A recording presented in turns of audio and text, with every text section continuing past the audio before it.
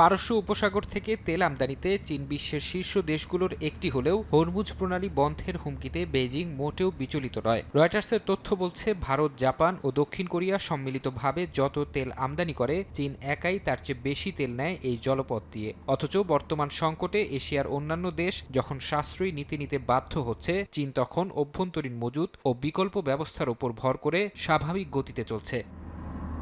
চীনের এই সাফল্যের নেপথ্যে রয়েছে তাদের বিশাল বৈদ্যুতিক গাড়ির বহর। গত বছর পর্যন্ত দেশটিতে বিক্রি হওয়া নতুন গাড়ির অর্ধেকেরও বেশি ছিল বৈদ্যুতিক, যা তেলের ওপর নির্ভরতা নাটকীয়ভাবে কমিয়ে দিয়েছে। গত এক বছরে বৈদ্যুতিক গাড়ির কারণে চীন যে পরিমাণ তেল সাশ্রয় করেছে তা সৌদি আরব থেকে তাদের মোট আমদানির সমান।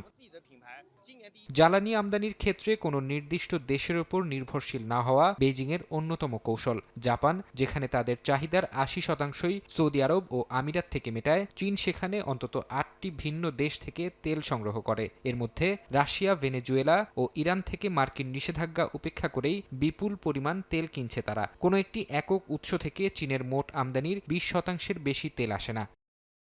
জরুরি পরিস্থিতি মোকাবিলার জন্য চীন গড়ে তুলেছে এক বিশাল ও রহস্যময় কৌশলগত পেট্রোলিয়াম রিজার্ভ। যদিও এই মজুতের সঠিক পরিমাণ বেইজিং প্রকাশ করে না, তবে বিশ্লেষকদের ধারণা, বাণিজ্যিক শোধনাগার সহ তাদের কাছে যে পরিমাণ তেল রয়েছে তা দিয়ে অন্তত ৭ মাস অনায়াসেই পার করে দেওয়া সম্ভব। এছাড়া দেশটির অভ্যন্তরীণ তেল উৎপাদনও গত বছর দৈনিক ৪৩ লাখ ব্যারেলে পৌঁছে নতুন রেকর্ড গড়েছে, যা মোট চাহিদার প্রায় ৪০% পূরণ করে।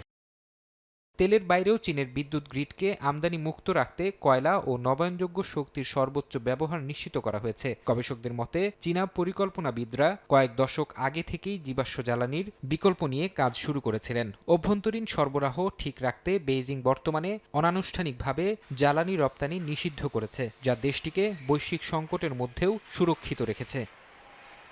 ফারহাদ চৌধুরী, সময় সংবাদ।